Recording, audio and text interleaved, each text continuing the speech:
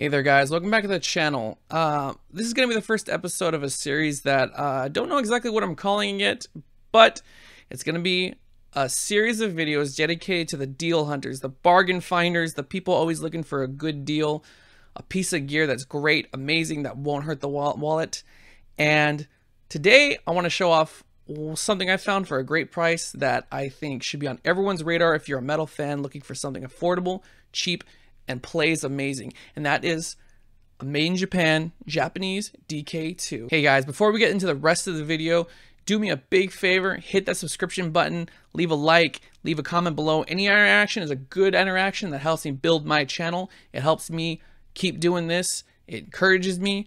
Do this as a hobby. I do this for fun, so please help me grow as a channel because I would look forward to doing this more often with way more stuff. So thank you very much.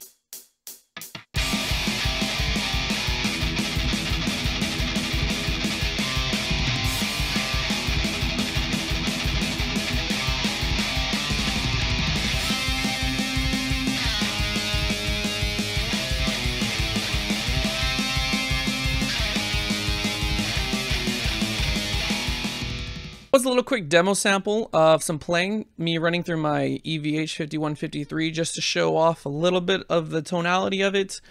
That's not really going to translate well because, you know, you run a million things through, you know, interfaces, blah, blah, recording, whatever. Showing off a little bit of the metalness of this amazing guitar. So, right off the bat, Japanese-made Jackson guitars.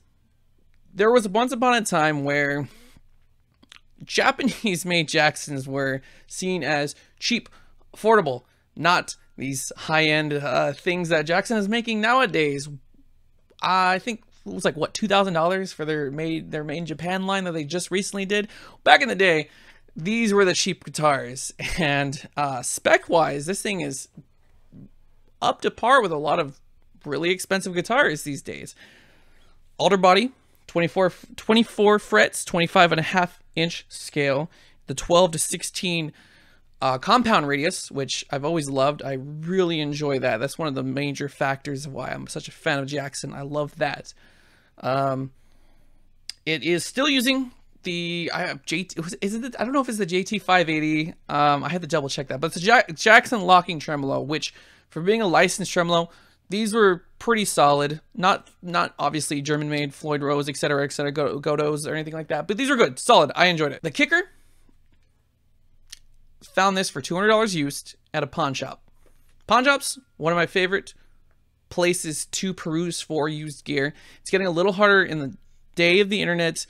Everything is priced relatively high, closer to retail, which you would find on eBay, Reverb, used, but keep an eye out for certain guitars. It is getting more and more difficult to track guitars based on serial numbers from what I've gathered, and a lot of pawn shop employees, the more experienced ones I've noticed, are not very good at identifying certain guitars that have risen in value but can be mistaken for certain cheaper imports. This especially, I think, is the type of guitar that blends in with the more the made in Indonesia stuff that you're seeing from Jackson. And I just personally, I think these are better, 100% better. Not to knock the Jackson made Indonesian stuff. I think it's great. I have a Jackson Kelly made in Indonesia. It's one of the DXMG models. Very good. I enjoyed it, but from some of the other ones I've played, they have a cheap feel to them. They have a cheaper feel to them. And to quantify that in realistic things, I've had Jacksons from Indonesia where the binding starts to peel. I had a Randy Rhoads 24 from Indonesia that was like that had that issue.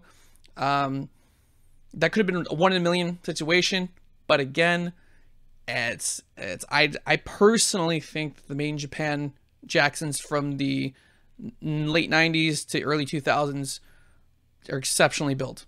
Amazingly wonderful built guitars, and this one is no exception. The action, yeah, I mean, Jackson's trademark is low action. It's just insane.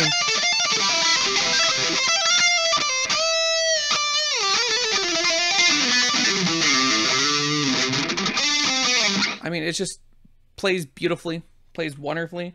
The reverse headstock is another wonderful thing that you don't really see. I think these, I mean, if you want to add 20% of metal to your tone, reverse headstock. It's just the cool factor. I've never owned a guitar with a reverse headstock. This is my first one that I've had with a reverse headstock, which I don't think it makes a difference, but it looks cool. It looks cool, right? And I don't see a lot of Jacksons with the reverse headstocks. I think it looks really great. And again, you know, there was a lot of DK2s that were very much just kind of spec like this, just different hardware. My first guitar that I bought, first real guitar that I bought in high school was a Jackon DK2. Basically this exact same guitar. It had a regular headstock though. It was a transparent black and it had HSS in it. Same bridge though, same body, basically the same neck, same build. And I love that guitar. I picked it up for $700. It's like $650, I think. Brand new from Guitar Center back in like 2008.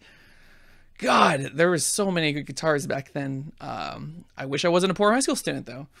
But this, when I saw this for $200, I knew instantly that it was a steal. That this thing is a deal. And honestly, I recommend anyone be on the lookout for these. Haggle for them if you can get. They are going for more than what I would want to pay for online. I've seen them go for as cheap as $500, $600, up to like $700, $800. I would not pay $800 for one of these. But if you keep an eye out locally, you could definitely score these for sub $500 easily. I don't think you'll find one for $200, but like I said, I found it. If I found it, the deal's out there. The deals are out there, so just be on a lookout for this amazing guitar. It is a metal machine.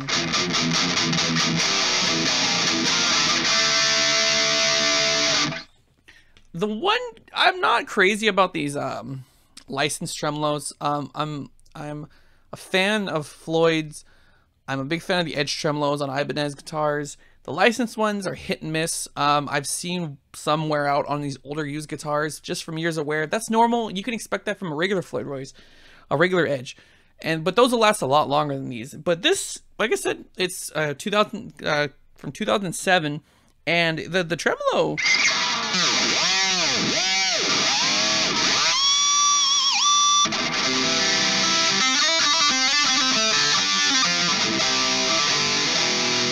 Holds its tune perfectly fine. I haven't had any issues with it. Been playing it for a few weeks now.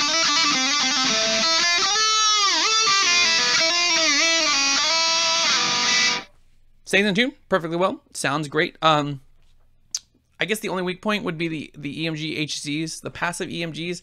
A lot of people complain about those. I personally think they sound fine. I think they sound great. I'm not a pickup fiend though. I'm not big on changing pickups. I actually like stock pickups. I think I put more stock into my amp, speakers, and trying to get the best tone out of that before I even think about switching pickups. But again, though, that's not really, I don't think, I think it's a moot point. I think they sound great. I think they sound good. They're good enough. I mean, if you're playing metal, you're running through them through a high gain amp, hitting it with a tube screamer, I don't think you're going to really notice. I don't think it's going to be a deal breaker. These EMG HCs, but you know, you can always swap them out, throw a JB Jazz, JB 59 set into it. That's fairly cheap. I always recommend. Some of the models did have Duncan design pickups. Those are also great deals too. If you can find Duncan design pickups, those are cheap pickups that are basically just literal clones of their American-made counterparts. Those pickups are great. I love all of those pickups. So some of the later models like this, I think, started sticking the Duncan designs in them. But again, those are great. You can disagree. Feel free to comment. I mean, I do think pickups make a difference, just not crazy difference.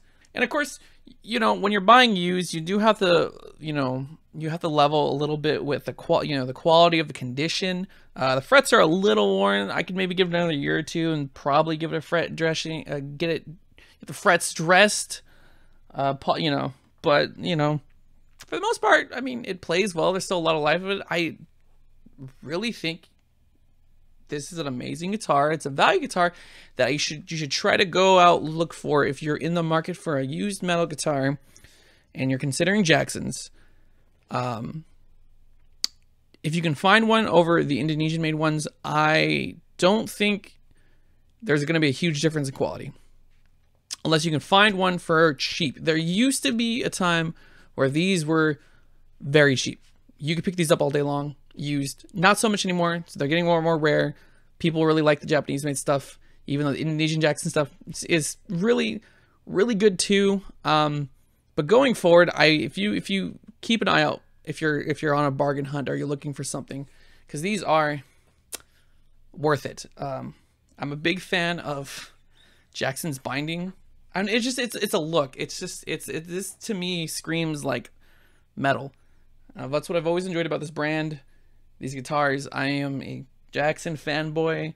I was really excited to find this for such a cheap deal. And yeah, go out, hunt some pawn shops. You'd be surprised what kind of guitars you'll find. And I think that's going to be the trend of this series. I'm just going to be showing off some cool deals, some things that I really enjoy that I found at a good price and that I would recommend keeping an eye out for, because everyone wants to save a buck or two in this economy, in this day and age. Gearheads, come on, we gotta save money where we can. So this has been the Jackon DK2 made in Japan for $200.